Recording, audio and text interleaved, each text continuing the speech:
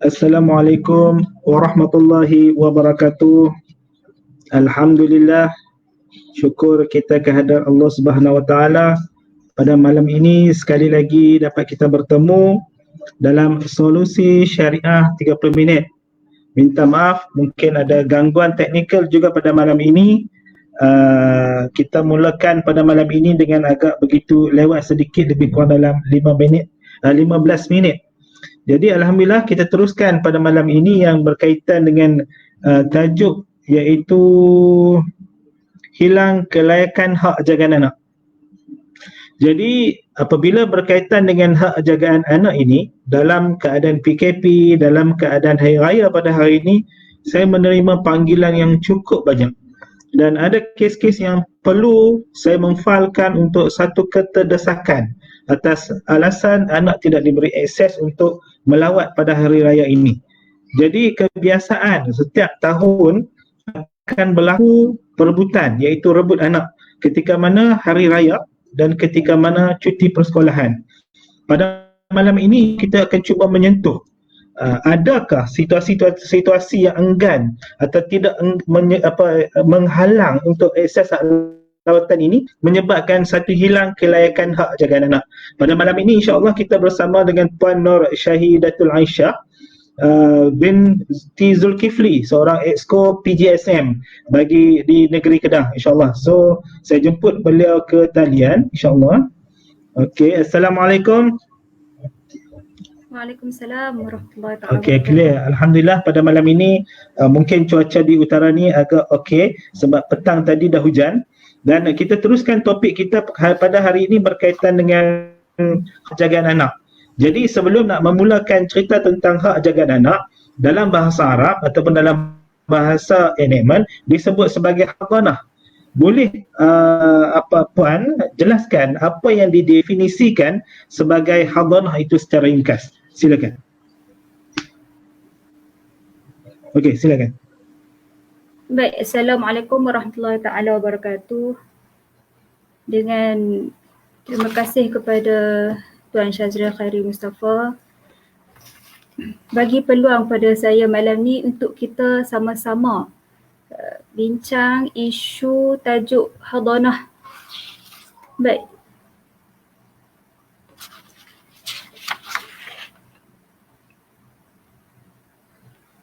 Hello. Dengar tak? Okey, teruskan. Okey. Teruskan. Okey. Dengar. Teruskan. Baik, secara ringkasnya hadanah ni kita panggil hak jaga anak-anak. Okey, hak jaga anak-anak yang masih kecil, yang masih tak pandai urus diri, yang kata tak memayis lagi lah. Selalunya biasanya hak jaga anak-anak ni dipanggil hak jaga anak ni, usia anak adalah daripada 7 tahun sampai 9 tahun. Itu adalah definisi secara ringkas lah hak jagaan anak ni, Tuan. Jadi itu mungkin dari segi hak jagaan kita kata hak jagaan dari segi kanak-kanak. Tetapi kalau ikut dari segi umur dewasa ini, apabila seorang itu mencapai umur dewasa, bermaksud beliau adalah seorang yang dewasa yang bebas untuk bertindak sama ada untuk kebebasan diri dan sebagainya. Itu dalam undang-undang di Malaysia. Jadi bagi definisi yang sebenar, 18 tahun ke bawah ini adalah merupakan dipanggil kategori kanak-kanak dan remaja, masih lagi tertakluk kepada enactment keluarga Islam sama di negeri-negeri. Dan peringkat ini sama ada pihak-pihak boleh memfailkan ataupun tidak pada peringkat ini, pada ketika usia ini. Okey, jadi saya nak teruskan persoalan. Jadi bila kita cerita tentang hak jagaan anak-anak, kita tahu kanak-kanak ini mestilah kanak-kanak dan mestilah remaja dan mestilah di bawah tanggungan ibu bapa. Jadi siapakah yang sebenarnya yang layak untuk menjadi hadinah? Hadanah ini yang menjadi hadinah. Hadinah ini dalam bahasa yang lebih jelas adalah penjaga. Silakan. Baik, persoalannya siapa yang layak menjadi hadinah pada anak-anak tersebut? Okey. Baik, suka saya nak share di sini. Saya lebih suka refer kepada enactment Undang-Undang Keluarga Islam Negeri Kedah di bawah Seksyen 82 menyatakan bahawa ibu adalah paling layak untuk menjadi untuk menjadi penjaga kepada anak tersebut. Walaupun disebut ibu adalah paling layak, ayah juga adalah layak juga, ayah untuk menjadi hak jaga. Tapi mengikut situasi umur tu, dari segi anak umur 7 tahun hingga 9 tahun ataupun lebih pada 18 tahun ke bawah, ibu adalah paling layak untuk menjadi hak jagaan anak, untuk jadi penjaga kepada anak tersebut. Okey, yang kita faham, yang saya tambah sikit lagi.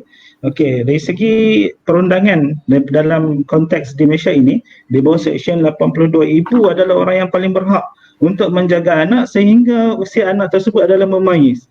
Memayis ini yang dikatakan memayis apabila seseorang anak lelaki itu telah mencapai usia 7 tahun. Itu dianggap memayis, dan dia ada ekstra lagi 2 tahun menjadikan seorang anak lelaki itu 9 tahun. Dia di bawah umur tersebut adalah di bawah jagaan ibu. Manakala bagi anak perempuan sehingga umur 9 tahun dan dia ada ekstra lagi 2 tahun menjadikan 11 tahun, dia dianggap sebagai, ketika itu dianggap sebagai memayis.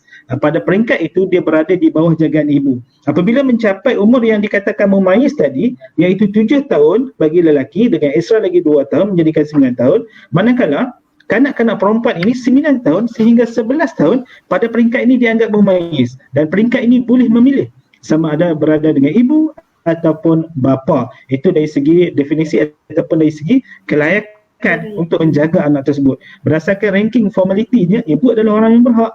Yang kedua adalah nenek, iaitu ibu kepada mak. Dan yang ketiga adalah bapa. Dan kalaulah ketiga-tiga ini hilang kelayakan, siapakah yang berhak? Adalah mak kepada bapa. Itu yang seterusnya, mak yang kepada bapa tadilah. Okey, dapat siaran saya kah? Okey, talian. Okey, alhamdulillah, kita kembali semula. Okey, jadi saya nak tanya, kita dah tahu dah dari segi ranking dan hierarki. Jadi kalau ikut dari segi ranking dan hierarki, apakah perkara yang boleh menyebabkan seseorang ibu boleh hilang kelayakan menjadi hadinah anak? Silakan. Baik. Silakan. Baik, yang kita tahu tadi, ibu adalah yang paling layak untuk menjadi hadinah kan. Tapi ada beberapa faktor, ada beberapa perkara yang boleh menyebabkan si ibu ni hilang kelayakan untuk menjadi penjaga kepada anak-anak tersebut. Mengikut enakmen dia ada 5 perkara yang membolehkan si ibu ni hilang kelayakan. Yang pertama yang kita boleh sebut adalah sekiranya selepas berlaku perceraian antara ibu dan bapa si anak tersebut. Bila jadi perceraian, selepas perceraian, ibu ni berkahwin dengan seorang lelaki lain, yang mana lelaki lain ni adalah bukan mahram kepada anak tersebut. Maksudnya dia kahwin dengan lelaki lain, tak kahwin dengan adik-beradik bekas suami ke contohnya lah. Okey. Yang kedua adalah sekiranya ibu pada si anak ni adalah berkelakuan buruk, fahishah orang panggil. Maksudnya berkelakuan secara buruk, secara terbuka lah. Contohnya minum arak, suka berzina, dan benda ni makruf. Orang ramai memang tahu dah si ibu ni memang jenis tu.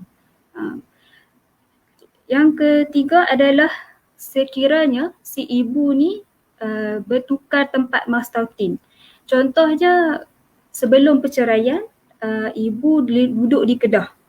Okay, tapi bila lepas bercerai, dia dengan niat dia nak jauhkan anak dengan suami dia ni, dia pindah ke tempat lain, sengaja pindah ke tempat lain untuk jauhkan anak dengan bekas suami dia.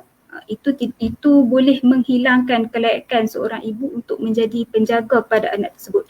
Kecuali bila dia bercerai dengan bekas suami dia, dia selalunya orang perempuan ni bila bercerai dia akan balik kepada ibu bapa dia lah, maksudnya negeri asal. Okay, yang tu tak ada masalah, maksudnya tak timbul isu lah. Tapi sekiranya si ibu ni dengan niat untuk menjauhkan anak dengan si bekas suami dia ke negeri yang lain untuk boleh menghilangkan kelayakan ibu tu, si suami, si bapa ni boleh bagi alasan tersebut kepada mahkamah untuk menghilangkan kelayakan si ibu menjadi penjaga pada anak tersebut.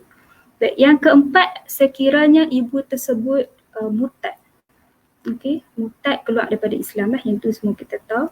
Yang kelima adalah sekiranya anak tersebut dizalimi sepanjang duduk dengan si ibu ni, anak mak dia selalu pukul dia, selalu abaikan dia, pergi kerja pun tinggal dia seorang-seorang, tak ada siapa jaga, tak ada penjaga, tak ada orang yang nak guide anak tersebut, tolong masak apa semua. Sekiranya didapati perkara tersebut berlaku, si suami boleh menggunakan alasan tersebut untuk buat tuntutan kepada mahkamah menyatakan bahawa si ibu tidak layak, hilang kelayakan untuk menjadi hak jagaan anak. Okey, kita dapat gambaran sedikit tentang hak jagaan anak. Ada persoalan tadi timbul, ada yang disoal oleh Puan Ika Isri Muhammad Farouk. Punca utama hilang kelayakan anak, tadi Peguam Nur Syahidatul Aisyah telah menerangkan tentang apa dia punca hilang kelayakan seorang anak terhadap seorang ibu. Iaitu kita kena ada kata kunci.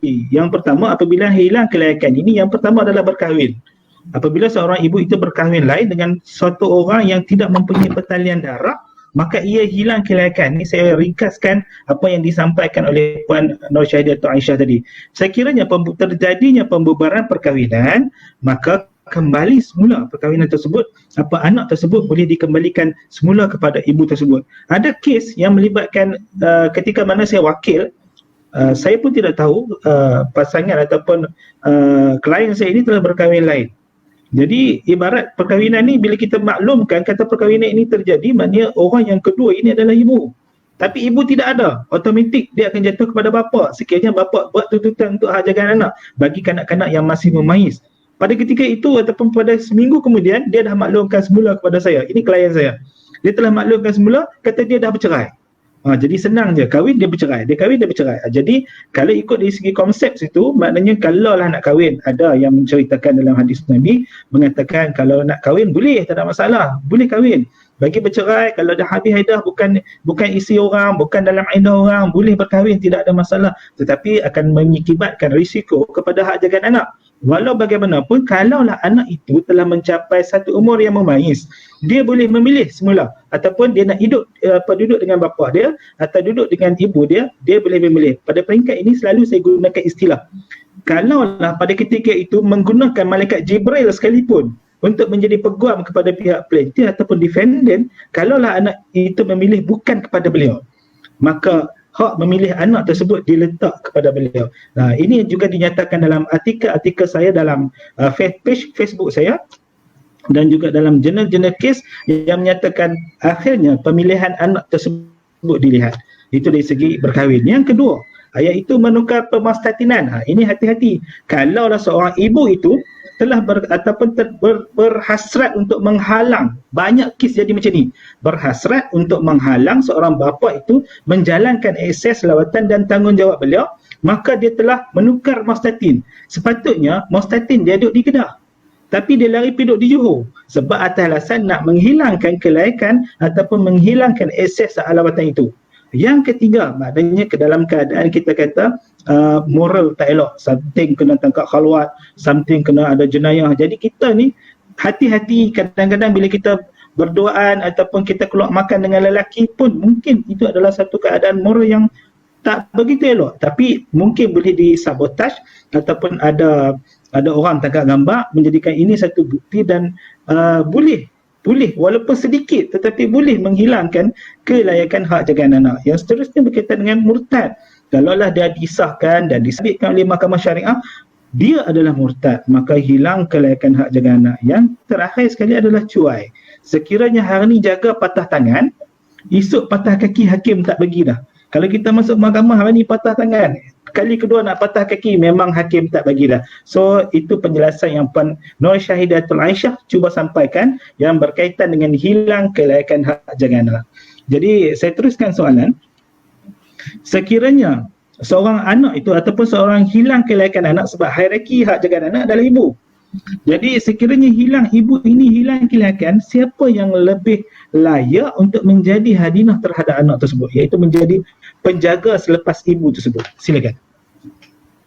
Baik, seperti yang kita tahu tadi, yang utamanya adalah ibu. Ibu adalah penjaga utama. Okey. Baik, sekiranya si ibu ni dinilai oleh hakim mempunyai 5 perkara yang hilang kelayakan yang disebut tadi. Okey. Bila ada hilang kelayakan tersebut, yang selepas ibu yang berhak, yang layak untuk mendapat anak adalah ibu kepada ibu. Maksudnya nenek kalau orang Kedah panggil tok lah kan, tok kepada cucu tersebut. Okey.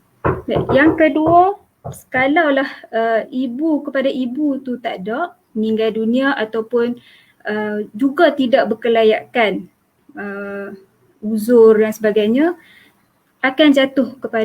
baru jatuh kepada si bapa. Baik. Selepas bapa, kalaulah dinilaikan selepas bapa pun tak layak juga dapat anak ni, mungkin adalah beberapa faktor yang boleh menyebabkan bapa ni tak dapat anak. Contoh dia masuk penjara ke, dadah ke kan. Okay. Anak tersebut akan diberikan, orang yang layak terhadap anak tersebut adalah ibu kepada bapa. Ibu ke atas, maksudnya ibu, nenek yang ke atas. Dan selepas ibu kepada ibu sebelah bapa, juga ada perkara-perkara yang tidak boleh melayakkan menjadi hadinah, akan turun pula kepada saudara perempuan seibu sebapa, saudara perempuan bagi si ibu. Maksudnya kakak kepada mak anak tersebut ataupun adik perempuan pada anak tersebut, dia turun balik kepada bahagian ibu. Dan boleh dibuat kesimpulan di sini menyatakan bahawa kebanyakan pihak yang lebih layaklah untuk menjaga anak selepas yang utama tadi itu adalah keluarga sebelah ibu, keluarga ibu pada anak tersebut. Okey, itu begitu jelas kalau kita lihat tadi hierarki berkaitan dengan hak jagaan anak. Tadi masa pukul 7 malam tadi ada satu drama spektra, drama sangat yang menceritakan tentang tuntutan berkaitan dengan seorang perempuan tomboy ini yang dia jaga anak saudara dia. Jadi di akhir penceritaan itu dinyatakan bapa kepada anak tersebut telah melakukan satu ujian DNA. Yang ni selepas maghrib tadi ada orang mesej saya tanya, apa hukum dia Ustaz? Apa hukum dia? Macam mana pandangan Ustaz dari segi tuntutan hak jagaan anak tersebut? Adakah bapa ini boleh mendapat ataupun tidak? Dari segi DNA itu sah, itu adalah anak kepada beliau. Itu adalah bapa, perlu dinasabkan dengan beliau, tidak boleh dibinkan selain daripada nama beliau. Jadi pada peringkat ini, mahkamah perlu meneliti dan melihat sama ada anak kecil ini telah memayis ataupun belum. Sekiranya anak ini telah mencapai 7 tahun ke, 8 tahun ke, kadang-kadang hakim akan panggil juga, sebab hakim akan tanya dulu. Dia suruh cakap makan ke, dia suruh baca ke, suruh eja sikit ke, menunjukkan anak-anak ni memayis. Nak letakkan hak ni pada siapa, dan dari segi tanggungjawab itu siapa yang perlu jaga. Memandangkan Jo, yang dikatakan Jo tadi itu adalah mak melakannya. Kalaulah hilang kelayakan, maknanya bapa itu perlu kepada opah tadi. Opah tadi akan pergi kepada hak jagaan beliau. Maknanya sekiranya tidak mampu, dia akan pergi kepada saudara seibu sebapa yang dikatakan cerita tadi itu adalah Jo. Jadi bagi yang siapa tengok drama pukul 7 malam tadi, drama tadi, sebab ada soalan terus ke mesej saya tanya berkaitan dengan bolehkah bapa itu menuntut hak jagaan anak. Kena ingat, bapa Lepas bapa adalah mak dia opah dia tadi. Kalau opah tu tak mau nak jaga, so dia tolak balik kepada saudara seibu sebapa. Akhirnya Jo yang dapat. Okey, itu dari segi kes lah. Dan seterusnya saya nak tanya soalan. Sekiranya, okey, tadi kita tanya sekiranya hilang kelayakan, siapa yang boleh dapat? Apakah faktor utama dalam penetapan hak penjaga, hak hadinah ini? Faktor utama dalam penetapan hak hadinah. Silakan. Baik. Antara faktor penetapan hak jaga anak-anak ni, biasanya mahkamah akan menilai yang paling penting adalah kebajikan anak tersebut. Yang ni yang paling penting, kebajikan. Mana-mana pihak yang menjaga kebajikan anak tersebut akan diberikan keutamaan. Akan diberikan keutamaan untuk menjaga anak tersebut. Contohnya kebajikan ni maksudnya tak menzalimi anak tersebut lah. Makan pakai terjaga, dari segi pelajaran tak ada tercicir. Sekiranya si ibu ni kalau ikutkan ibu ni, walaupun dia adalah yang paling berhak, yang paling layak untuk menjadi hak jagaan anak, tapi dalam masa yang sama kebajikan anak tu tak terjaga. Okay? Bila pi tengok anak tak makan, kurus kering, sekolah tak pi hantar, kan? Walaupun orang kata apa, anak tu dalam tempoh sekarang ni, pada zaman sekarang ni 5 tahun, 6 tahun biasanya dah dihantar ke sekolah kan. Tapi bila duduk dengan mak ni, mak tak bagi pendidikan awal pada anak-anak tersebut. Maksudnya dia kata apa, tak menjagalah kebajikan anak-anak tersebut. Jadi faktor utama yang menyebabkan pihak mahkamah menetapkan hak jagaan anak ni, macam saya kata tadi, kebiasaannya adalah diberatkan pada kebajikan anak-anak tersebut. Dan biasanya kalaulah anak tu bila dah umur, contohlah ada satu kes anak ni dah umur mumayyiz 9 tahun, 7 tahun, 9 tahun, dia nak pilih sama ada nak duduk dengan mak ataupun nak duduk dengan ayah. Tapi hakim selalunya dia akan panggil anak ni, dia akan tanya sebab apa nak pilih, sebab apa pilih mak, sebab apa pilih ayah. Sebab hakim nak tetapkan kebajikan siapa antara pihak-pihak yang dipilih ni, kata apa, yang menjaga kebajikan anak-anak tersebut. Maksudnya bila anak ni ditanya, kalaulah dia jawab kata, oh saya pilih ayah sebab ayah saya ni tak suka suruh saya mengaji. Saya seronok tak pergi mengaji. Saya seronok ayah saya biar saya main game 24 jam. Saya seronok ayah ni bawa saya jalan-jalan. Bila tanya kenapa tak pilih mak? Oh, mak ni paksa saya study, paksa walaupun saya baru darjah 1, mak saya duk hantar tuition nak bagi saya pandai, tapi saya tak suka. Bila jawapan yang diberikan oleh anak tersebut macam tu, dia ternyata pilihan dia tu bukan ke arah kebajikan. Maksudnya ibu dan ayah yang dipilih itu bukan ke arah kebajikan. Biasanya walaupun boleh anak tersebut dipilih, tapi mahkamah selalunya akan menetapkan hak jagaan anak ni kepada yang lebih mengutamakan kebajikan kanak-kanak tersebut. Okey, kita ada soalan daripada penonton kita pada malam ini. Mari kita tengok daripada Syaza Alia. Daripada Syaza Alia, soalan dia tanya, apa pendapat tuan dan puan jika anak-anak nak duduk dengan ibu tapi ibu tidak mampu dari segi kewangan, manakala bapanya mampu? Adakah patut bapa ini tuntut hak jagaan anak-anak walaupun anak-anak tak mahu? Silakan. Baik, soalan dia, adakah bapa ni boleh tuntut hak jagaan anak dengan alasan mak dia ni tak mampu untuk jaga anak tersebut, tak mampu dari segi kewangan lah, betul tak? Yeah. Okey.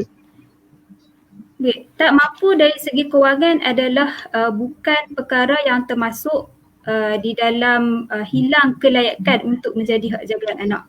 Yang tu kena tahu benda tu.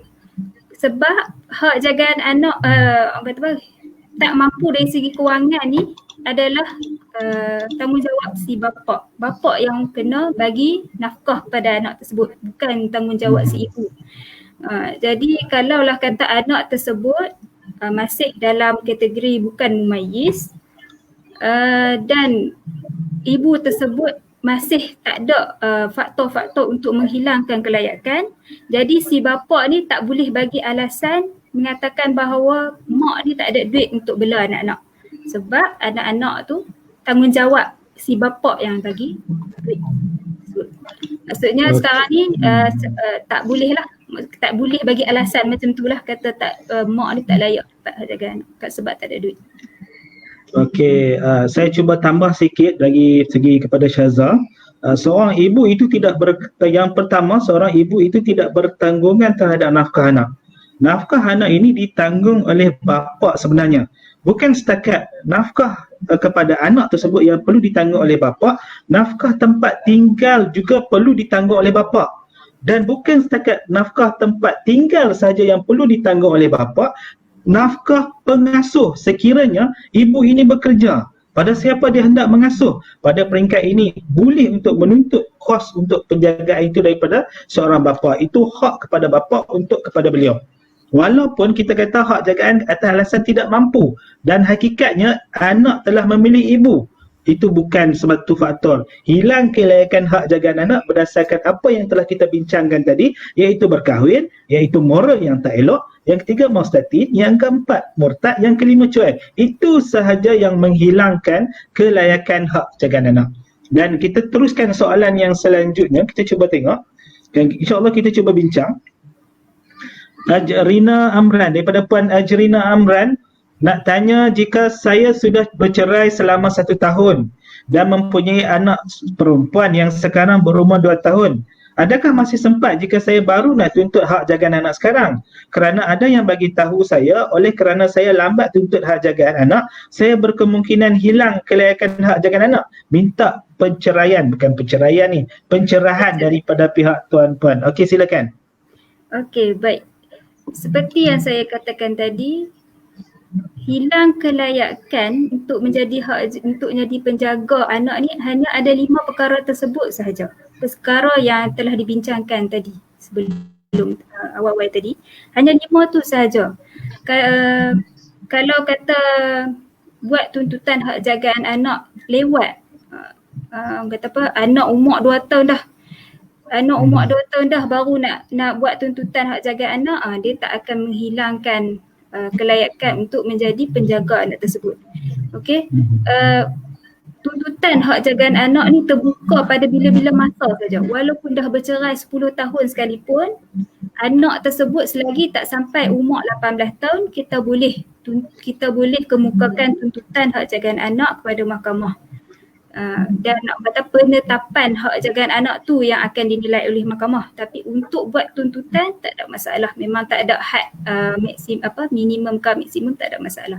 Cerai 2 tahun, 10 tahun pun masih boleh buat tuntutan hak jagaan anak. Okey, saya tambah sikit lagi kepada Puan Ajrina Amran. Okey, nak tuntut anak ni yang dinyatakan dalam Seksyen 76 dan 77 dalam Enakmen Keluarga Islam, apa-apa perjanjian, apa-apa perintah mahkamah boleh berubah-ubah. Sekiranya anak tersebut umur 7 tahun, dia nak duduk dengan mak, lepas tu dalam sebulan kemudian nak duduk dengan bapa, lepas tu dia nak duduk dengan mak, apabila hilang kelayakan dan sebagainya, dia boleh berubah bila-bila masa. Jadi tuntutan hak jagaan anak ini juga boleh dituntut pada bila-bila masa hatta sehingga umur 18 tahun, full stop. Bila 18 tahun, anak itu dianggap dewasa, yang melepasi umur dewasa, dia bebas untuk keluar tanpa mengikut ibu ataupun bapa. Hanya anak yang melepasi umur 7 tahun hingga 9 tahun bagi lelaki ke atas boleh memilih ibu ataupun bapa. Anak seorang perempuan 9 hingga 11 tahun boleh memilih ibu ataupun bapa, atau sesiapa sahaja yang dia nak tinggal. Itu pilihan. Jadi tidak ada masalah kalau puan nak memfailkan bila-bila masa. Tidak ada orang kata apa kekurangan, tidak ada puan akan kalah kes, tidak ada. Bergantung pada hak kelayakan puan, sama ada puan memenuhi tak hak kelayakan, dan puan sebagai seorang hadhanah ataupun hadinah sebagai penjaga, dan puan tidak ada kategori 5 hilang kelayakan. Ingat, kena ingat, Paling penting, berkahwin lain. Boleh hilang kelayakan, sekali lagi ulang ni. Moral tak elok, buruk, memperangai, akhlak buruk. Boleh hilang kelayakan, tak bagi suami tengok, melarikan anak, menghilangkan anak, tak bagi, kunci rumah, lawan kat gate, apa semua, jadi masalah. Dan murtad dan cuai, ini adalah untuk boleh menghilang kelayakan hak jagaan anak. Okey, seterusnya soalan lagi, kita raikan soalan pada malam ni, insyaAllah. Daripada Ummu Atiyah, kalau mak menakan dia single, ni yang saya kata ni, ada soalan macam Joe dah, cerita drama tadi. Bolehkah dapat hak penjagaan tu? Sebab dalam scene drama Joe tadi, dia kata kalau nak dapat hak penjagaan lagi kukuh kalau penjaga tu dah berkahwin. Betulkah apa Syahidatul Aisyah? Okey, silakan. Baik, terima kasih penanya soalan. Baik, soalan dia, kalau mak menakan dia single. Okey, dalam enakmen tak ada syarat yang menyatakan bahawa mak menakan yang jatuh, yang nak buat tuntutan hak jagaan anak ni kena dengan syarat kena kahwin. Tak ada syarat yang menyatakan seperti berikut.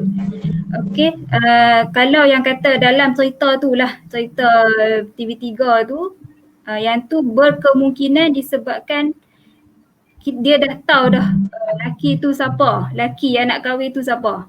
Maksudnya mungkin kata apa, ada hubungan kekeluargaan lah dengan anak tersebut, dan boleh mungkin kata apa, bila dah ada suami ni, orang mungkin dia anggap mahkamah boleh menilai kata dia layak ada bantuan lah untuk dapat hak jagaan anak.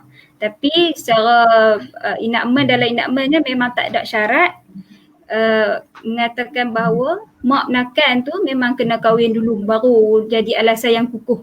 Kalau ikutkan dia tu memang dah kukuh dah lah, diri dia sendiri tu pun memang dah termaktub dalam enakmen yang boleh layak menjadi hak penjaga pada anak tersebut. Okey, saya harap Ummu Atiyah mungkin jelas dengan penjelasan itu. Maknanya perkahwinan itu bukan orang kata apa, dia tak berkahwin itu kena kahwin, boleh menghilangkan kelayakan hak jagaan anak. Kita kena kembali kepada asas yang balik tadi, adakah hilang kelayakan anak? Dalam situasi ini, dalam kes Joe tadi, itu melibatkan keluarga 69.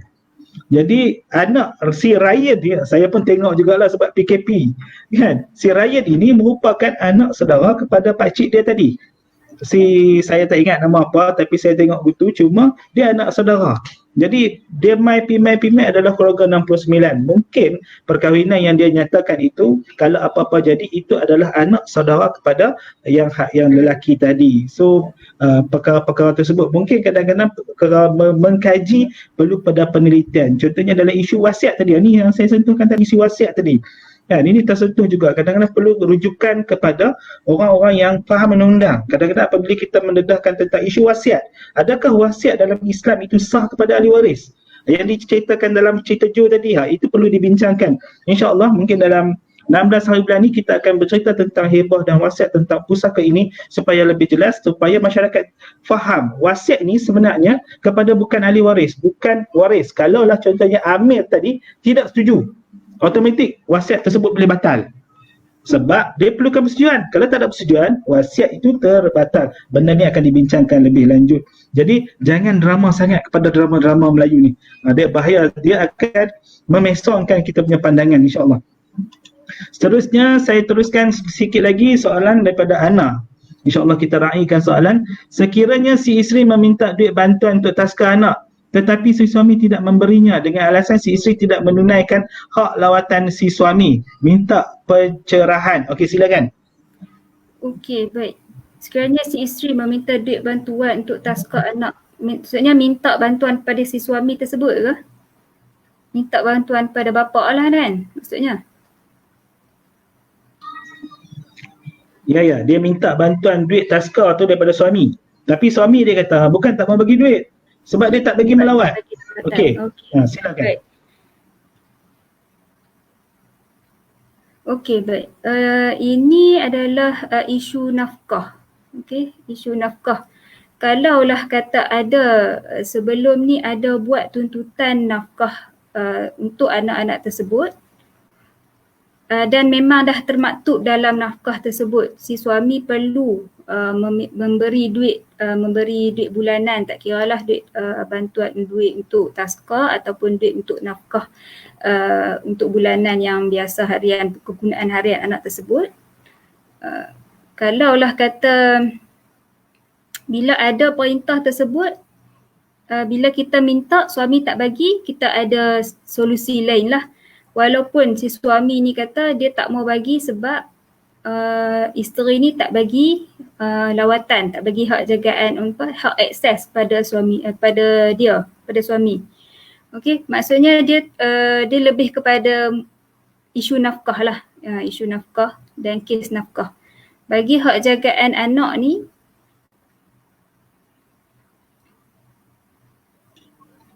tidak sepatutnya lah, bagi hak jaga anak ni tidak sepatutnya bila si suami dapat hak lawatan, isteri memang kena ikutlah perintah yang diberi tu. Dah dapat hak lawatan, kena bagi hak lawatan lah. Tapi suami tak boleh, saya sentuh sikit isu nafkah, suami tak boleh bagi alasan dia tak mau bagi nafkah disebabkan isteri tak menunaikan hak lawatan suami tersebut.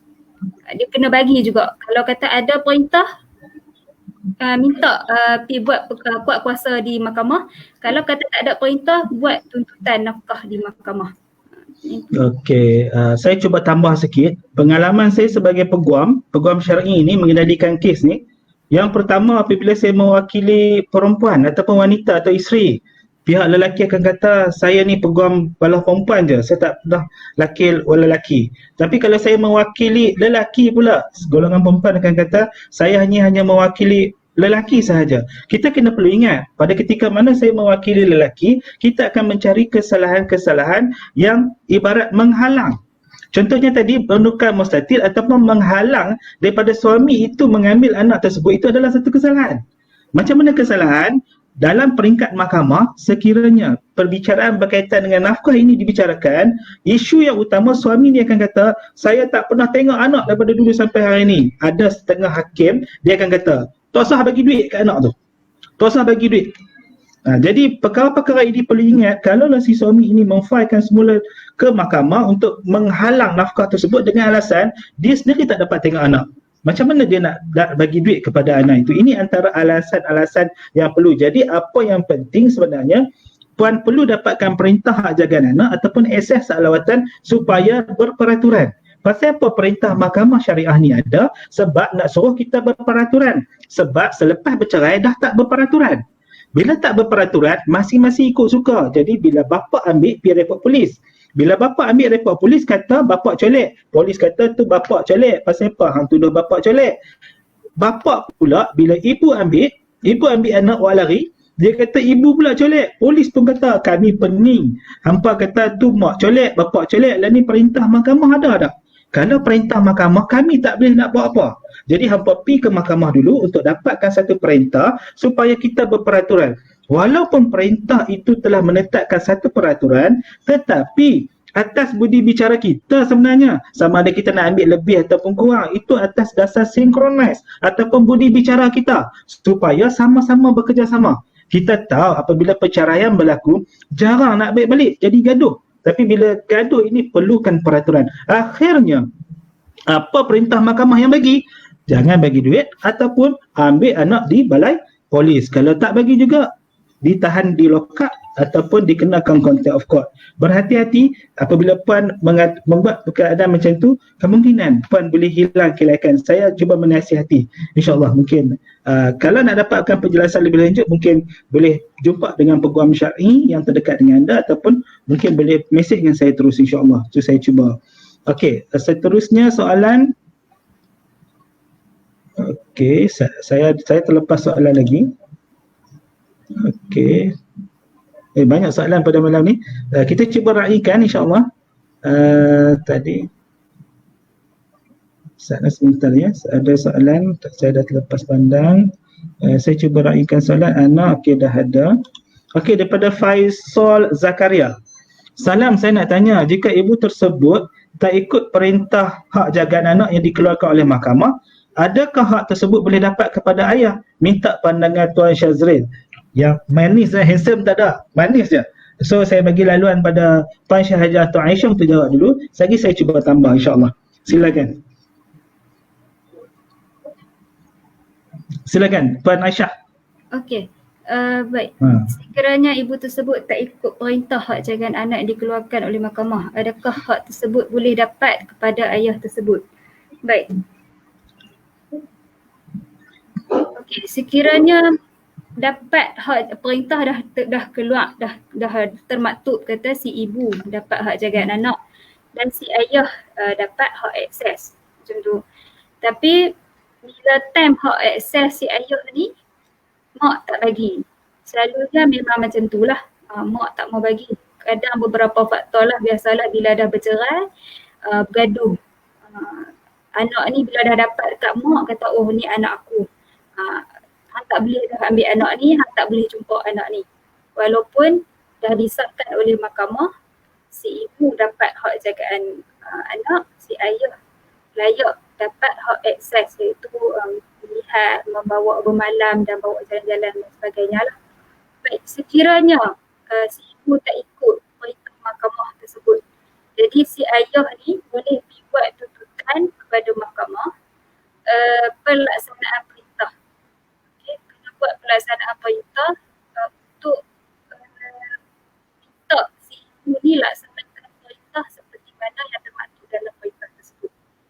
Bagi jawab kata bila situasi tersebut boleh merubah hak jagaan anak tersebut, itu semua dinilai oleh hakim yang mendengar perbicaraan selepas tersebut lah. Sekiranya ayah tersebut minta menukar hak jagaan anak daripada si ibu kepada si ayah atas alasan tersebut, mahkamah akan menilai dari segi macam mana, dari segi mak tersebut tu memang betul-betul tak bagi ke ataupun sat bagi, sat tak bagi ke, semua tu akan dinilai oleh mahkamah.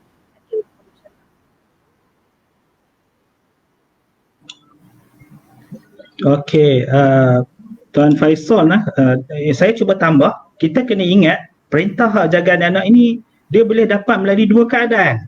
Satu, yang pertama, persetujuan bersama. Yang kedua adalah perintah hakim. Sekiranya melalui persetujuan bersama ataupun perintah hakim, hakim telah mengadili kes itu dan tahu keadaan kes itu, telah memberi satu keputusan yang sewajarnya. Tetapi sekiranya si ibu ini masih lagi enggan untuk memberi anak tersebut, apa yang perlu dibuat oleh suami ini, perlu memfailkan satu pelaksanaan perintah yang dikatakan oleh Puan Aisyah tadi, satu notis tunjuk sebab kenapa beliau tidak boleh dikomitul ke penjara. Ini prosedur yang terlalu penting dan perlu untuk diserahkan kepada pihak satu lagi, kenapa beliau tak memberi hak akses lawatan kepada suami ini. Dan kebanyakan kes apabila yang kita kendalikan, apabila kita wakil, seorang ibu ni kata, saya tak mau bagi akses lawatan, saya nak bagi akses lawatan, saya tak mau bagi bermalam. Jadi sebenarnya saya nak habaq kepada penonton-penonton di sini, status quo dalam enakmen pentadbiran jelas.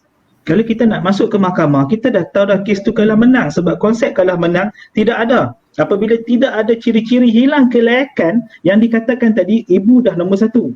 Tapi apabila ada ciri-ciri hilang kelayakan, contohnya kita menghalang bapa untuk ambil anak, satu ciri ini cukup untuk mengubah perintah hak jagaan anak tersebut. Ini kena hati-hati. Kadang-kadang kita rasa benda ni tidak ada apa, perintah ni dapat dan kekal sebab kes induk dah keluarkan satu perintah. No. Bila satu kes induk keluarkan perintah itu perlu dijaga sehingga kanak-kanak itu sehingga 18 tahun. Tetapi kalau ada keengkaran, ada kecuaian, pihak-pihak masing-masing yang terkilan dengan perintah itu boleh mengubah perintah itu bila-bila masa. Dan kena ingat, pada hari ini, tuntutan di mahkamah mungkin disertakan dengan kos. Sebab tuntutan itu memberi beban kepada si penuntut terhadap seorang yang kena tuntut. Dan segala contempt of court pun dikenakan kos sebagai satu orang kata apa, satu pengajaran supaya jangan main-main dengan perintah mahkamah. InsyaAllah. So, panjang pula saya berbahas sebab Tuan Faisal tanya tadi. Okey, saya teruskan soalan. Okay, insyaAllah pada malam ni tiada gangguan daripada line, sebab 2-3 hari ni gangguan line begitu teruk sangat. Laluan online saya ni terlalu teruk. InsyaAllah pada malam ni saya rasa Alhamdulillah begitu lancar. Okay, daripada Cik UTK, soalan, jika ibu tinggalkan anak-anak dan suami, adakah ada kelebihan pada suami yang menjaga anak tersebut setelah isi lari? Okey, Puan Aisyah nak jawab kan? Silakan. Okey, baik. Sekiranya ibu tinggalkan anak-anak dan suami, adakah ada kelebihan pada suami yang menjaga anak tersebut? Baik, sekiranya suami tersebut buat tuntutan di mahkamah untuk menjaga anak tersebut dan si ibu ni bersetuju, bila dipanggil ke mahkamah dan dia bersetuju untuk memberikan hak jagaan anak tu, maksudnya bila selalunya yang makrufnya bila dia tinggal anak-anak, dia tinggal suami, dia lari keluar pada rumah, maksudnya tak mau jaga dah lah tu. Kalau kata betul-betul dia nak jaga, dia nak anak-anak tu daripada awal lagi dia nak keluar rumah, dia dah ambil dah anak-anak tu, betul tak? Okay, tapi kalau terjadinya situasi macam ni, okay, kalau suami buat tuntutan pada mahkamah dan didapati bila isteri mai ke mahkamah pun isteri setuju untuk berikan hak jagaan tersebut, jadi selesailah. Maksudnya tak ada masalah lah untuk si suami mendapat hak jagaan anak tersebut. Tapi sekiranya berlaku pertikaian, maksudnya isteri lain rumah tapi bila suami buat tuntutan hak jagaan anak, isteri tak setuju. Nak balik anak dia. Mungkin waktu dia lari tinggalkan anak-anak tu dia bagi alasan dia stres, mungkin dia nak ambil masa untuk dah ada jadi masalah problem dalam rumah tangga. Tapi bila dia mai ke mahkamah tak setuju anak tersebut diberikan kepada suami, maksudnya hakim akan menilai baliklah dari segi apa yang kita bincang pada awal tadi, si ibu ni hilang kelayakan ke tidak untuk menjaga anak-anak tersebut. Tengok dari segi faktor umur anak tersebut masih kecil, masih mumayyiz, masih tak dapat membezakan nak duduk bawah siapa, nak pilih siapa untuk duduk. Semua yang kita bincangkan tadi adalah faktor-faktor dia lah. Maksudnya ada dua lah. Kalau dia tak tahulah nak kata kelebihan pada suami itu macam mana, tapi kalau kata isteri setuju akan dapat kepada suami. Tapi kalau kata isteri tak setuju, hakim akan menilai dari segi perkara-perkara yang kita bincangkan tadi, sama ada si isteri ni hilang kelayakan untuk menjadi penjaga ataupun tidak. Saya tambah sikit untuk Cik UTK. Kalaulah saya peguam Cik UTK, saya kata kita lawan. Yang pertama sebab dia lari. Yang kedua, dia tak bertanggungjawab terhadap anak, dia tinggalkan anak begitu sahaja tanpa ada satu perintah mahkamah, tanpa ada satu khabar berita, hilang. Sebab ada kes saya sebegini, kebiasaannya kahwin dengan warga asing. Suami isteri ini telah melarikan diri sehingga anak berusia 20 tahun.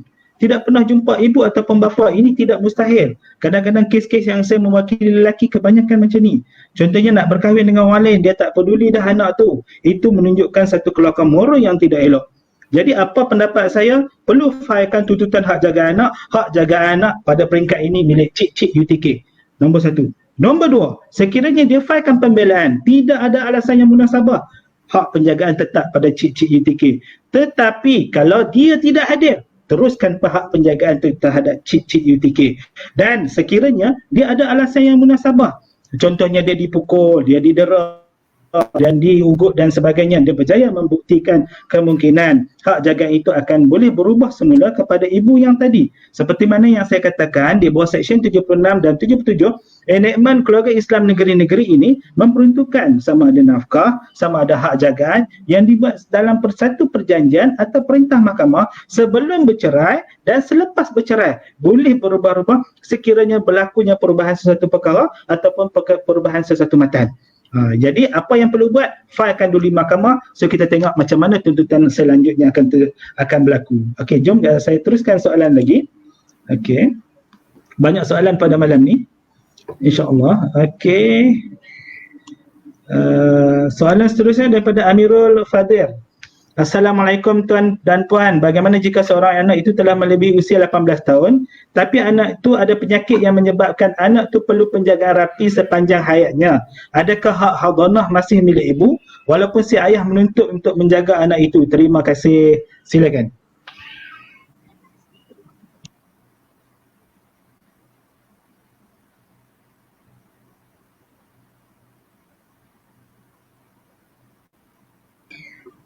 Okey, silakan jawab. Puan Aisyah dengar ke? Okey, silakan jawab. Okey. Okey, baik. Jika seorang itu telah melebihi usia 18 tahun. Okey. Adakah hadanah masih milik ibu walaupun si ayah menuntut untuk menjaga anak itu? Okey, maksudnya anak tersebut dah melebihi usia hak jagaan anak lah yang termaktub dalam enactment mengatakan bahawa anak tersebut akan terberhenti hak jagaan anak tu bila berusia 18 tahun. Tapi dalam soalan ni kalaulah anak tu anak tu dah umur 18 tahun tapi ada penyakit, maksudnya kurang upaya lah, OKU lah orang kata kan. Adakah hak hadanah ni masih milik ibu? Okey. Hak jagaan ibu ni tak akan hilanglah kelayakan untuk anak yang tidak mumayyiz. Maksudnya anak tersebut tidak berkemampuan untuk membuat pilihan. Maksudnya dia termasuk dalam OKU ni, dia termasuk dalam tidak mumayyiz lah, maksudnya tidak boleh berfikir sendiri, tidak mampu untuk memilih sama ada nak duduk bawah ayah ataupun nak duduk dengan ayah ataupun nak duduk dengan mak.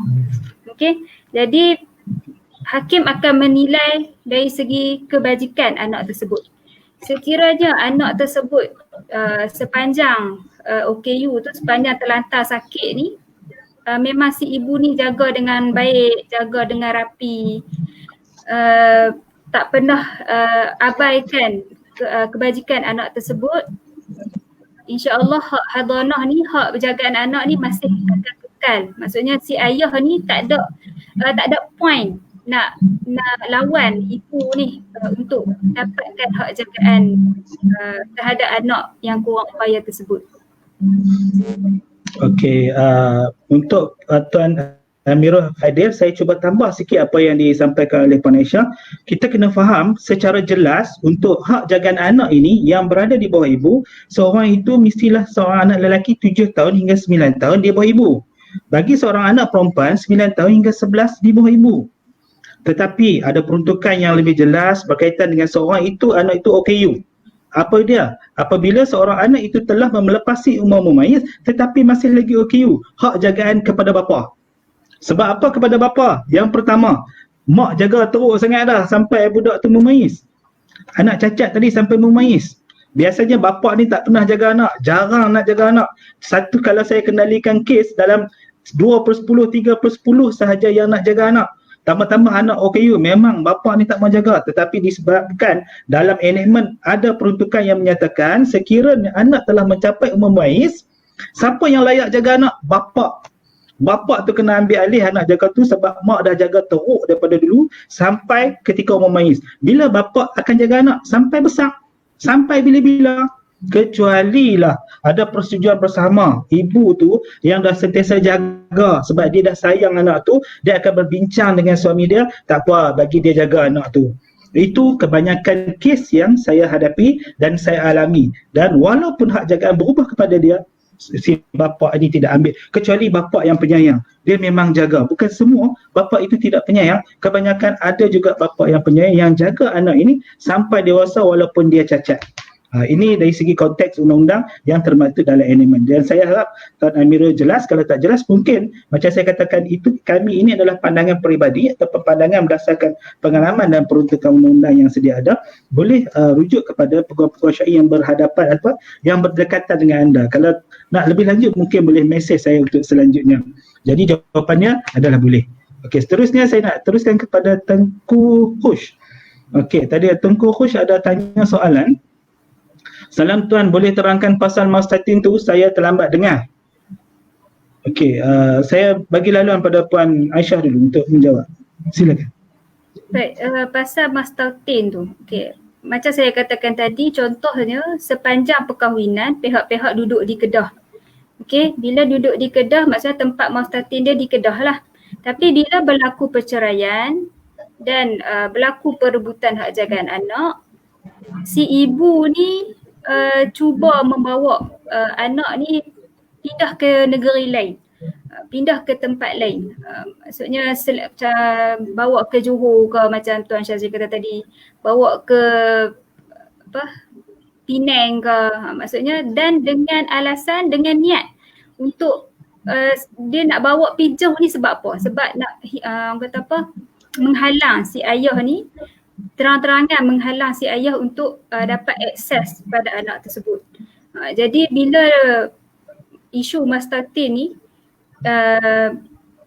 dia sengaja pindahkan anak tersebut, menghalang anak tersebut dari berjumpa si ayah, maka dia adalah termasuk salah satu faktor yang boleh dilawan lah di mahkamah, mengatakan dia hilang kelayakan untuk menjadi hak jaga anak. Kecuali bila bercerai, si ibu ni berpindah ke tempat asal dia. Mungkin sebelum ni tempat kelahiran dia di negeri Kelantan contohnya. Mak ayah semua di Kelantan. Bila bercerai tak ada adik-beradik duduk di Kedah, jadi dia nak pindah ke Kelantan, itu dibolehkan. Okey, saya rasa Tengku Coach jelas apa yang disampaikan oleh Puan Aisyah tadi. Yang nak jelasnya di sini adalah Mastatin. Mastatin ini ibarat mana tempat yang dipersetujui, yang tempat tinggal tetap lebih pada 4 bulan, tempat cari makan, contohnya sebagai sepasang suami isteri, dan suami tahu di tempat itu. Itu adalah tempat Mastatin. Yang isteri ni pun tahu kita takkan buat tuntutan apa-apa, kita tidak akan marah kepada dia sebab dia ada dengan kita. Tetapi apabila berlakunya satu perceraian, contohnya perceraian itu dia adalah seorang warga negeri Kelantan ataupun warga negeri Johor.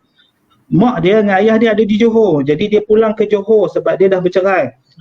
Tempat Mastatin yang dia duduk selama tempoh perkahwinan itu, dia telah kembali balik kepada ibu bapa beliau. Jadi bila dia kembali balik kepada ibu bapa beliau, itu tidak menghalang untuk hilang kelayakan anak. Kecualilah sepatutnya dia balik ke Johor, tapi dia main ke Kedah. Dia main duduk di Kedah dengan harapan, dengan niat nak halang bapa ini tengok kepada anak tersebut. Bila ada niat, ada bukti tersebut, maka hak kelayakan anak itu boleh hilang apabila si bapa ini memfailkan tuntutan ubah perintah ataupun memfailkan tuntutan hak jaga anak berdasarkan telah engkar dalam salah satu hilang kelayakan terhadap seorang ibu. InsyaAllah try lah dari segi situasi itu untuk sebagai satu bahan bukti di mahkamah. Salah satu hilang kelayakan dah boleh tuntut untuk hak jaga anak. Okey. Tengku Coach, saya rasa dah memenuhi insyaAllah.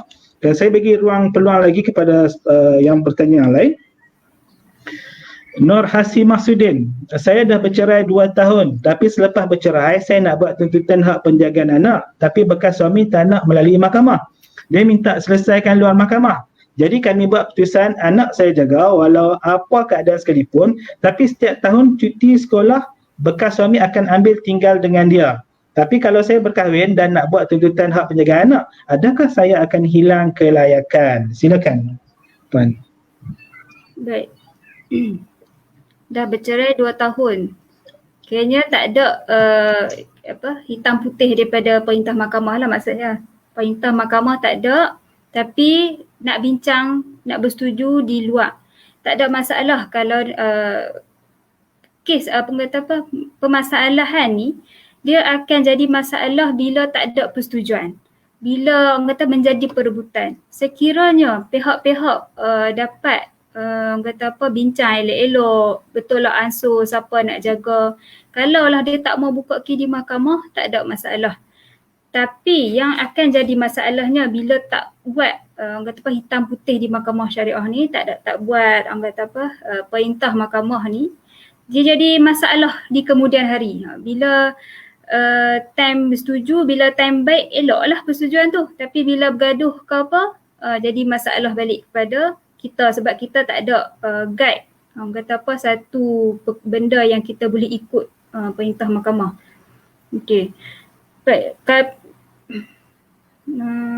Minta tu anak saya balas. Okey.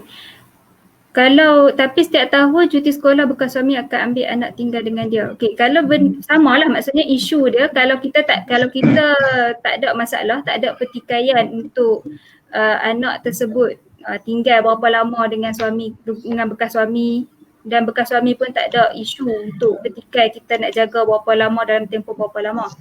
Dan soalannya di sini, kalau saya berkahwin dan nak buat tuntutan hak penjagaan, adakah hilang kelayakan? Ya, jawapan dia adalah ya. Sebab bila berkahwin ni adalah termasuk dalam salah satu perkara yang boleh menyebabkan hilang kelayakan hilang kelayakan untuk menjadi penjaga kepada anak tersebut.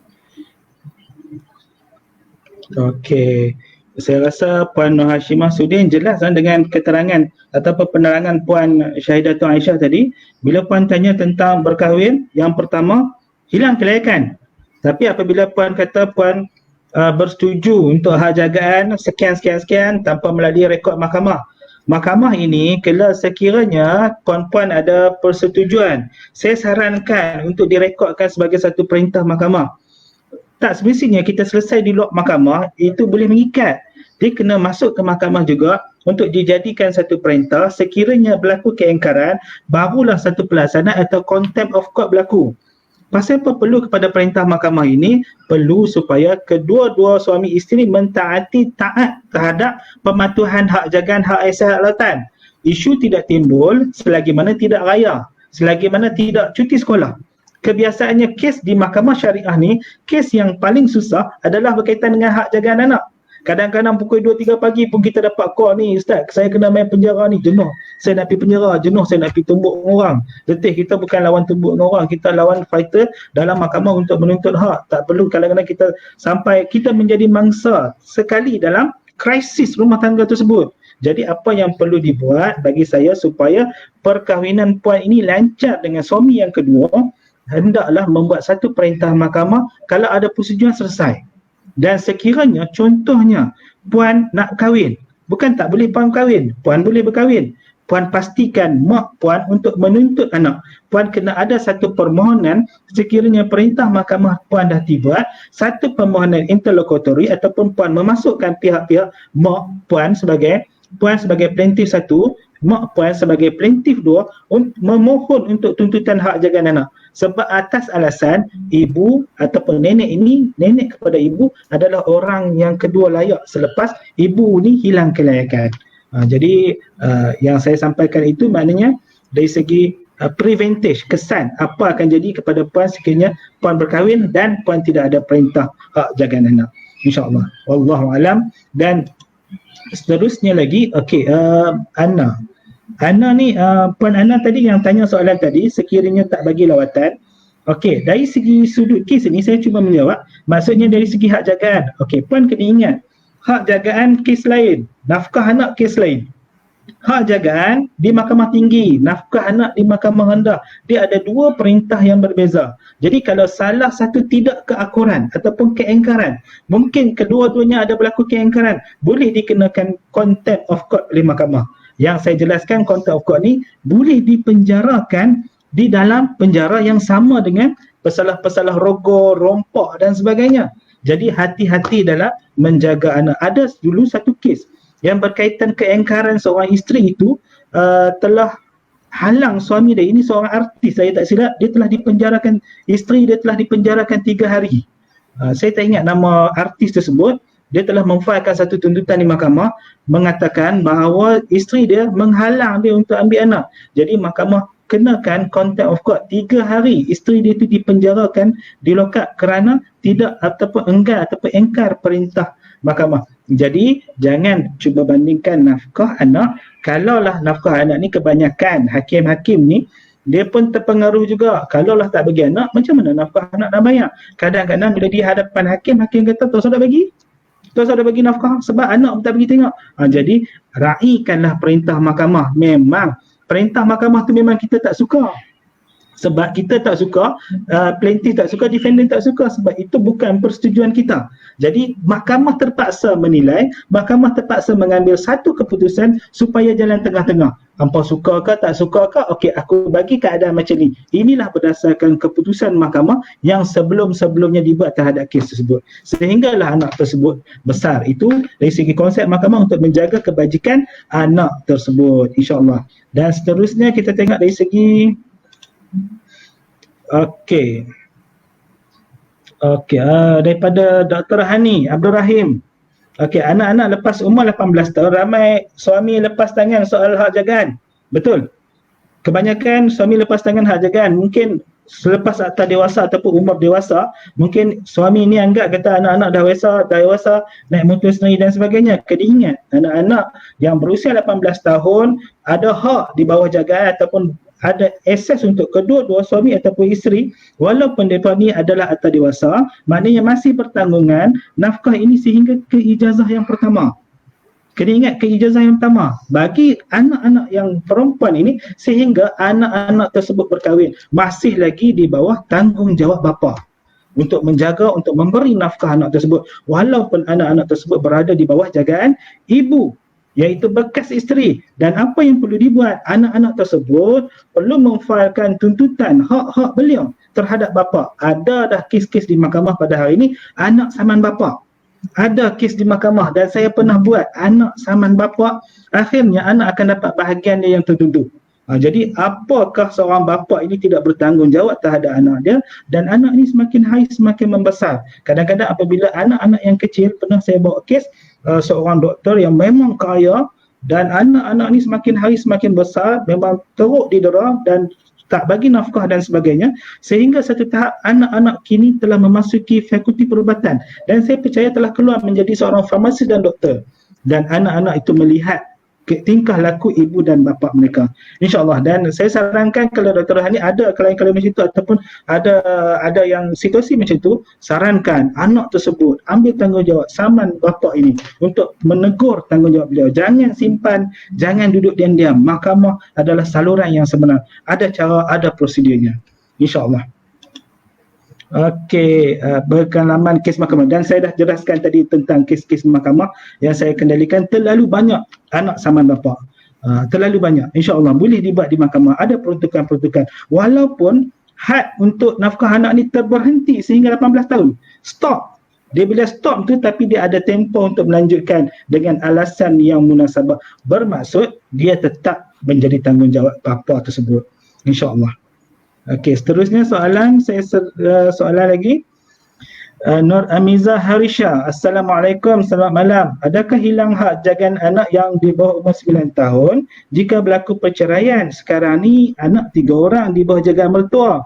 2 orang tak bagi saya berhubung dengan anak-anak saya. Bolehkah saya tuntut balik anak-anak saya itu? Okey, silakan.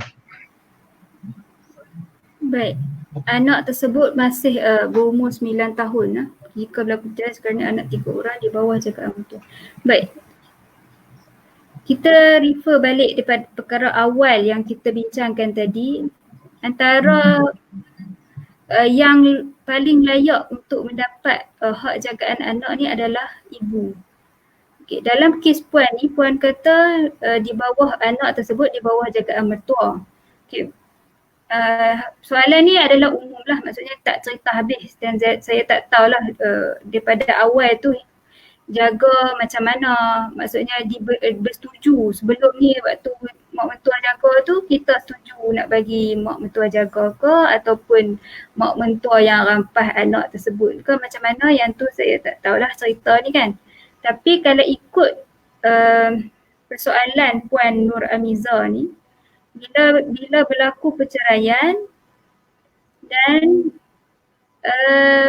kita sebagai ibu layak untuk buat tuntutan hak jagaan anak sekiranya anak tersebut di bawah mana-mana jagaan, termasuklah mentua yang jaga sebelum ni. Kita berkelayakan sebab kalau ikutlah hakim yang akan selepas kita buat tuntutan di mahkamah syariah, hakim yang akan menilai sama ada kita ni masih layak untuk menjadi untuk menjadi penjaga pada anak tersebut.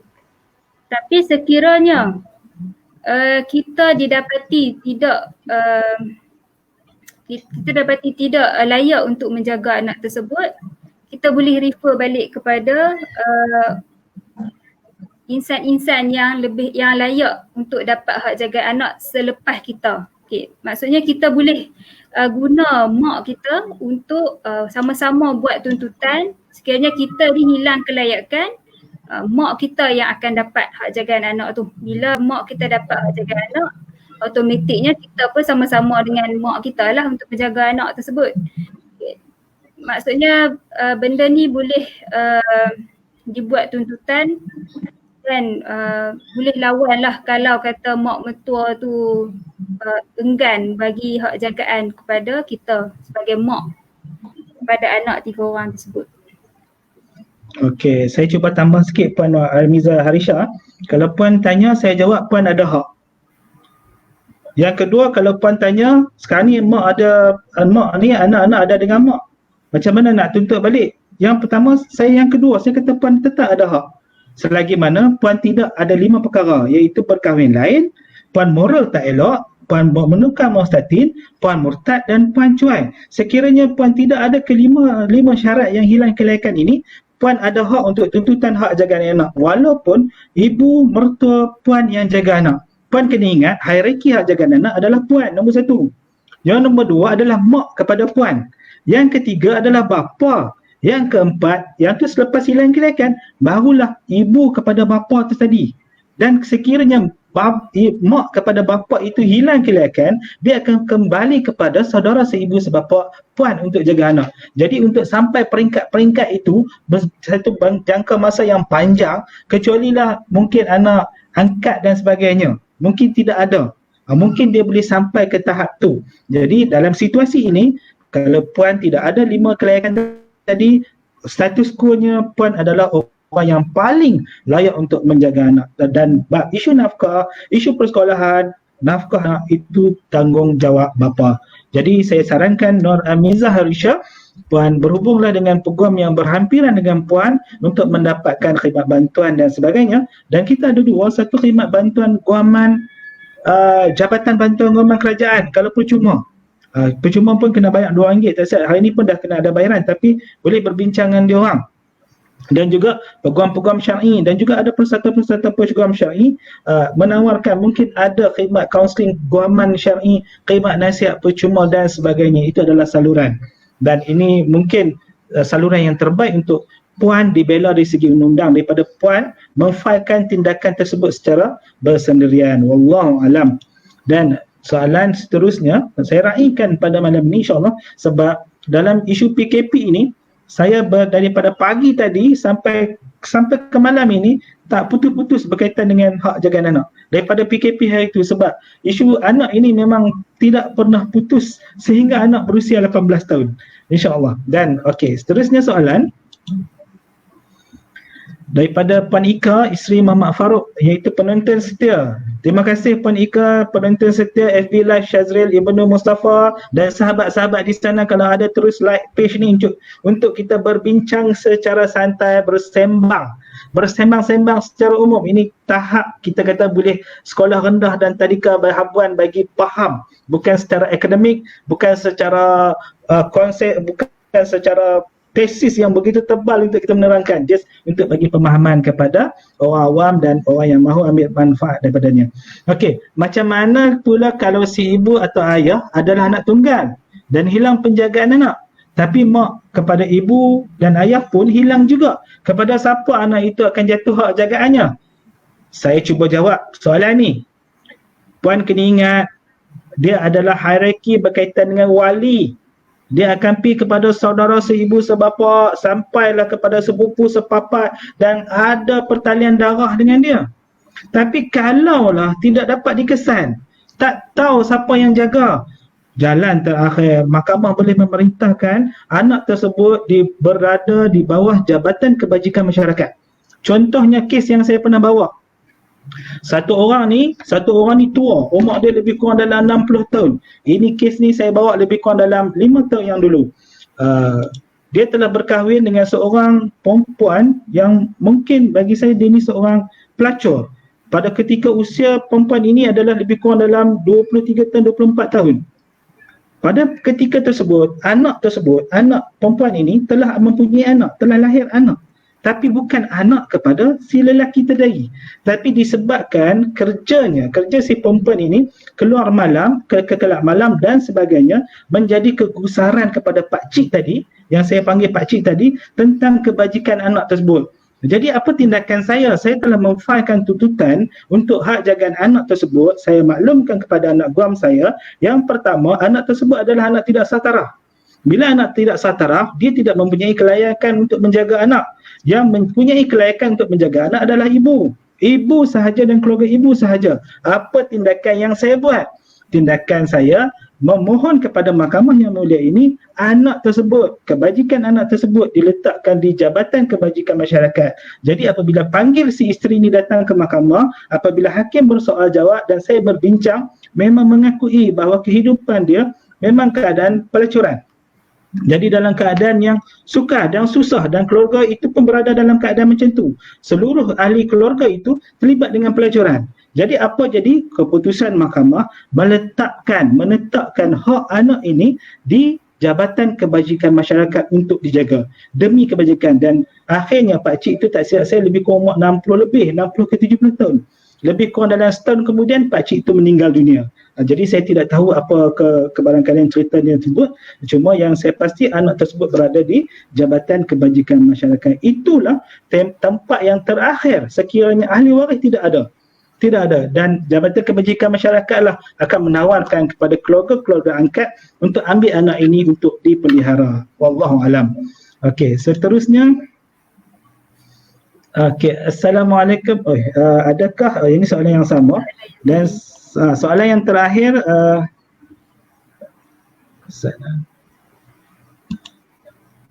ini dah jelas kah? Nur Solehah dah jelas kah? Dah buka lagi? Okey, macam mana kalau tujuan daripada Puan Nur Solehah, macam mana kalau tujuan Mastatin adalah untuk bekerja? Ada kehilangan kelayakan juga bagi seorang ibu? Dan situasi sekarang 7 bulan bekas suami ambil anak berusia 4 tahun dan enggan memulangkan kembali kepada ibu. Apakah alasan yang paling kukuh untuk digunakan untuk ibu menuntut hak jagaan ke atas anak tersebut? Seperti mana yang diterangkan di awal kita punya slot FB Live pada hari ini, Puan kena perhatikan kita tentang hak kelayakan hak jagaan anak. Ingat 5 tips saya, 5 hak kejagaan anak ini. Yang pertama, berkahwin lain. Yang kedua, moral ataupun akhlak tidak elok. Yang ketiga, Mastatin. Mastatin ini dengan niat menghalang. Yang keempat, murtad. Yang kelima, cuai. Tapi sekiranya Puan kata hanya Mastatin itu tempat bekerja, adakah niat dia untuk menghalang si isteri? Adakah dihalang untuk si suami? Adakah si suami ini tahu keadaan tempat tersebut? Kalau tahu, itu bukan menghalang. Itu bukan satu penghalang terhadap untuk akses hak lawatan dan menjaga. Dan adakah Puan telah mendapatkan perintah di Mahkamah Tinggi Syariah tentang berkaitan dengan hak jaga anak? Sekiranya tidak, saya sarankan Puan ada hak untuk tuntut hak jagaan anak selagi mana Puan tidak hilang kelayakan hak jagaan anak. 7 bulan adalah satu tempoh yang lama, seperti mana dalam artikel saya menerangkan sehingga anak ini berusia 6 tahun, 7 tahun. Dan pada peringkat yang terakhir, walaupun diberi kepada ibu tinggal 3 minggu dan lebih kurang dalam sebulan, anak tersebut memilih kepada bapa sebab terlalu lama dengan bapa. Akhirnya berdasarkan pemilihan itu dan kes-kes yang tercatat dalam jurnal hukum mencatatkan sedemikian, akhirnya pandangan anak tersebut dipanggil dan keputusan mahkamah berdasarkan pandangan anak. Kecualilah ibu dapat membuktikan bapa ini hilang kelayakan. Apa dia bapa hilang kelayakan? Dia seorang yang kelakuan yang buruk akhlaknya. Dia seorang yang mental tidak elok. Dia seorang yang kita kata murtad, dia seorang yang cuai, dia pun menghalang untuk berjumpa anak, dia pun hilang kelayakan hak jagaan anak. Jadi mahkamah perlu menilai sama ada isteri yang berkelayakan ataupun suami yang berkelayakan. Yang pertama adalah kebajikan anak tersebut, di mana dia nak letak tempat hak jagaan anak, insya-Allah. Wallahu alam. Dan seterusnya saya ada soalan sikit lagi. Tengku Kush, jika anak dua, apa pandangan kalau dibahagi anak seorang ibu jaga seorang bapa? Okey, dari segi anak seorang ibu seorang bapa, kalau terdapat persetujuan bersama tidak ada masalah.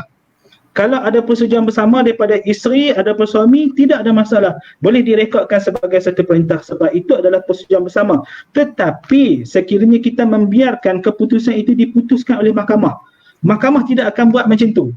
Dengan alasan kita telah mengasingkan seorang anak ni yang selalunya hidup sekali berdoa ni, dipisahkan. Kita menjadikan anak ini jadi mangsa. Jadi dipisahkan anak ini, mahkamah tak bagi.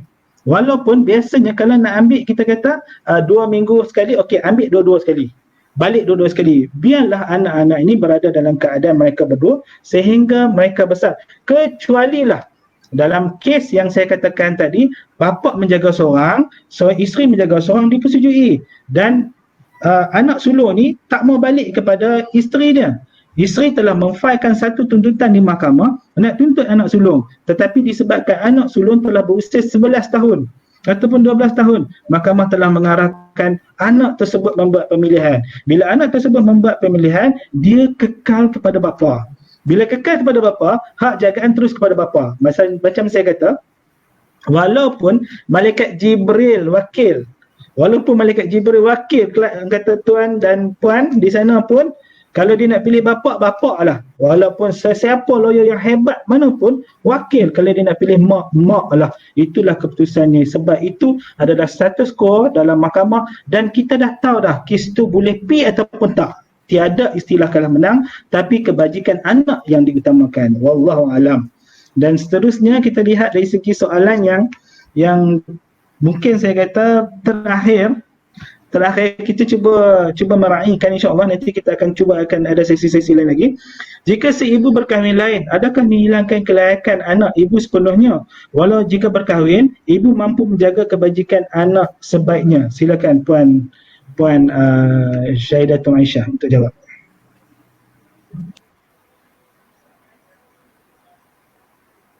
Baik. Kalaulah si ibu berkahwin, seibu berkahwin lain, adakah menghilangkan kelayakan? Macam yang kita sebut tadi, 5 perkara yang boleh menyebabkan si ibu hilang kelayakan. Salah satunya adalah berkahwin lain. Okey, bila si ibu berkahwin lain, maka si bekas suami ni boleh membuat satu tuntutan dan orang kata apa, boleh menyatakan bahawa si ibu ni hilang kelayakan. Tapi dalam isu ni, Anis Shafira bertanya, kalaulah kata mak dia ni memang jaga kebajikan anak, tak pernah kata apa, cuai untuk jaga anak, kita perlu buktikan si bapa ni, kalau kita nak lawan, kita perlu buktikan si bapa hilang kelayakan untuk menjadi penjaga kepada anak tersebut. Sebab kalau kata ikut dari segi dah termaktub dalam enactment yang mengatakan bila si ibu ni berkahwin lain, memang dia akan menjadi salah satu sebab untuk kita hilang kelayakan. Tapi bila kita cuba buktikan kepada mahkamah syariah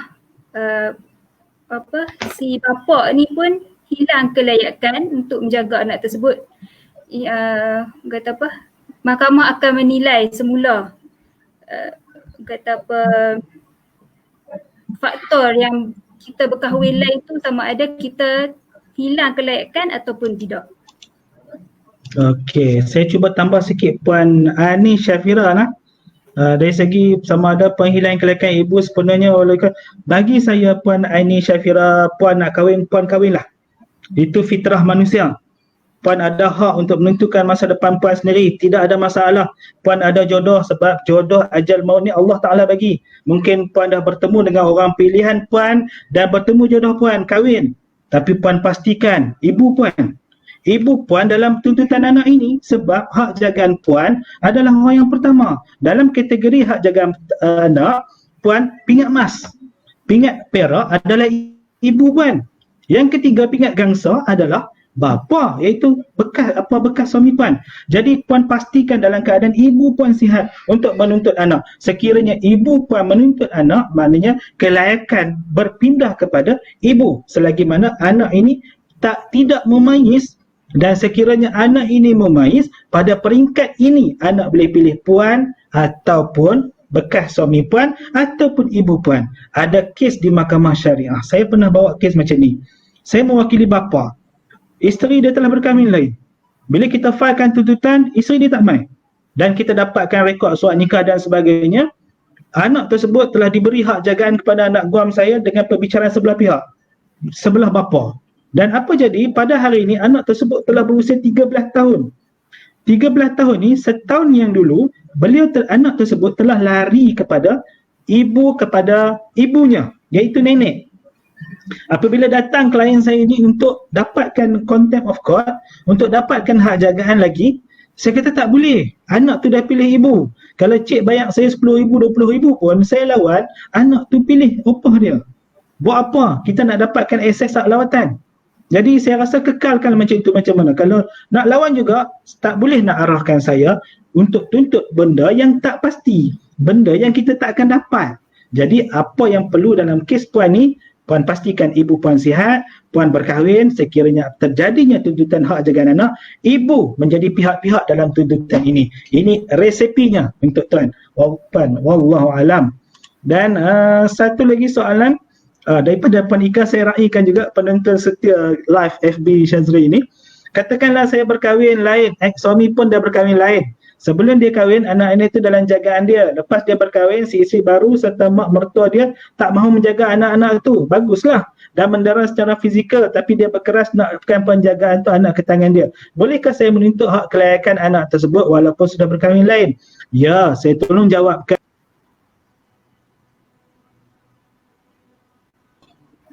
Okey, jawapan dia, boleh. Puan kena buktikan suami ni hilang kelayakan, iaitu keadaan cuai dia telah melakukan satu penderaan terhadap tersebut dengan cara medical report, polis dan sebagainya. Pernah ada kes seorang suami ini telah mencucuk bayi ni, anak dia berusia 6 tahun lebih.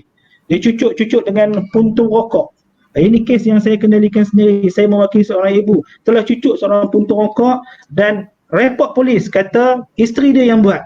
Apa jadi? Polis dah tangkap klien saya, dah tangkap seluruh family klien saya ni seorang ibu, dan anak tersebut telah ditahan di Jabatan Kebajikan Masyarakat atas alasan ibu ini telah mencucuk menggunakan jarum peniti dan cucuhan rokok tu dikenakan di seluruh badan dia. Si anak ni mengatakan kata ibu yang buat. Tapi bila dia dikuarantin juga di Jabatan Kebajikan Masyarakat untuk dibuat pemilihan dan dibawa ke hadapan hakim syar'i. Dalam masa seminggu, 2 minggu dikuarantin, dibawa ke hadapan hakim syar'i. Pada ketika ini, hakim syar'i dengan anak tersebut sahaja. Peguam-peguam, plaintiff, defendant tidak ada. Apabila hakim ini bertanya kepada anak tersebut, sebenarnya sebelum dia nak tanya, dia tanya dulu. Faisal dapat nombor berapa? Dapat nombor 30 daripada 40 orang. Kira pandai lah. Boleh heja nak makan, MAKN, makan. Cerdik lah memayis. Walaupun dia hampir 7 tahun. Ni, pakcik nak tanya ni, hakim sebut, hakim tua, dia tanya, pakcik nak tanya ni, siapa yang cucuk jarum ni? Dia kata, ayah yang cucuk. Ayah suruh kata mak cucuk. Terus mahkamah keluarkan perintah, pembatalan perintah, orang kata daripada polis dan JKM segala-galanya, perintah hak jagaan diletak kepada ibu, tetapi perlu melalui satu proses yang begitu tragis, iaitu melalui Jabatan Kajian Masyarakat daripada pihak polis dan sebagainya. Ini adalah salah satu kes-kes yang wujud di mahkamah. Wallahu alam. Dan yang terakhir daripada topik yang sangat menarik, banyak kes bapa bawa lari anak daripada ibu dan menghalang ibu bapa anak. Sebenarnya Puan Sharifah Aminah, saya mewakili pihak lelaki, saya mewakili pihak perempuan. Saya banyak kes daripada pihak lelaki, saya banyak kes dari perempuan. Seimbang. Walaupun kita mengatakan kata ibu ini melarikan diri, kadang-kadang ibu tak boleh nak jaga anak. Akhirnya dia bagi anak kepada suami dia. Ada kes-kes yang melibatkan anak tidak sah taraf pun. Bapa yang tidak sah taraf ini cukup setia nak menjaga anak dia walaupun ibu dia tuntut hak jaga anak. Tapi apabila diberi hak jaga anak dalam masa seminggu, 2 minggu, dia serahkan balik kepada bapa. Bukan kesemuanya, bukan sedikitnya. Jadi keseimbangan ini dia perlukan satu budaya pengharmonian di antara suami isteri. Yang penting kebajikan anak. Jangan sampai kita nak berkahwin lain, jadi dalam kes negara kita tinggal anak dalam sebuah rumah dalam masa sebulan 2 bulan kurus kering, dan itu di bawah akta keganasan rumah tangga, akta kanak-kanak, boleh dikenakan pendakwaan dan sebagainya. Disebabkan nak kahwin lain, anak tak makan sebab suami baru tak mahu kepada anak tu sampai kurus kering. Jadi siapakah yang sepatutnya layak? Kenapa zalim sangat nak pegang juga hak jagaan anak tu? Bagilah kepada suami, bagilah kepada siapa yang nak jaga anak tu, daripada kita tinggal dia duduk dalam rumah tu tak makan, tak minum, semata-mata nak dengar cakap suami muda, suami yang dia baru kahwin ni. Kes tu memang terjadi dan dimasukkan dalam paper dan sebagainya. Wallahu alam. Dan akhir sekali saya serahkan kepada Puan Syahidah Aisyah untuk kesimpulan kita pada malam ini. InsyaAllah saya bagi dalam 30 minit dan kita dah berlanjutan 1 jam 30 minit. Saya bagi lebih kurang dalam 30 saat untuk penggulungan kita pada malam ini. Silakan. Baik, kesimpulan untuk hak jaga anak ni, okey. Saya nasihatkan kepada ibu bapa yang bercerai, yang berpisah ni, janganlah kita kata apa, bagi anak-anak yang jadi mangsa. Okey. Cuba bertolak ansur macam mana kita kata apa, berbaik masa perkahwinan dulu. Macam itulah kita bertolak ansur walaupun kita telah bercerai. Jangan pisahkan, kalau kita dapat hak jaga anak, jangan pisahkan anak dengan bapaknya. Tambah-tambah perempuan, anak perempuan. Anak perempuan kita kena ingat, kalau lah kata nanti nak kahwin, lah kena cari bapak juga. Kita duk waktu kecil kita duk halang kata apa, anak tu nak tak bagi bapak dia mai tengok apa semua kan. Tapi lah nanti nak kahwin, kita pula kena pergi cari bapak tu. Jadi saya nasihatkan, kalau lah kata ada isu-isu yang melibatkan tiada persetujuan sekiranya bercerai untuk hak jaga anak ni, berjumpalah dengan peguam-peguam syar'i yang bertauliah, dapatkan nasihat-nasihat daripada peguam syar'i, pergi ke tempat yang sepatutnya lah, jangan duk kata apa, di tempat lain, sebab mahkamah syariah ni adalah mahkamah yang mengeluarkan perintah mahkamah syariah adalah orang yang berkuasa untuk menentukan siapa yang layak, siapa yang tak layak untuk hak jagaan anak. Jadi setakat ini saja perkongsian saya. Dan saya ucapkan terima kasih pada Puan Syahidah Aisyah, dan saya juga ucapkan contoh pada malam bagi yang melihat like page Syazril Ibnu Mustafa Official, minta share kepada kawan-kawan supaya ilmu yang kita cuba, ilmu yang sekerdil ini cuba dikongsi bersama, insya-Allah ada pahala untuk kita sama-sama berkongsi. Mungkin ini adalah satu medium seminar ataupun medium pemberitahuan, medium untuk berkolaborasi undang-undang dengan orang awam yang berterusan. Maknanya mungkin seramai mana yang mungkin boleh mendapat input ni, dan segala keterangan, segala penerangan yang kami berikan ini tidak mewakili mana-mana pihak, tidak mempengaruhi mana-mana peguam, dan itu adalah pandangan peribadi kami sendiri dan pengalaman kami sendiri. Dan segala yang baik itu datang daripada Allah Subhanahu Wa Taala, yang buruk itu daripada kelalaian dan salah cakap daripada saya sendiri. Dan saya sebagai insan yang biasa, saya mohon maaf di bulan puasa ini. Dan insya-Allah pada malam esok kita akan berbicara tentang faraid, ilmu akhirat, iaitu tentang pengiraan faraid. Jadi jumpa pada malam esok. Assalamualaikum warahmatullahi wabarakatuh. Selamat malam.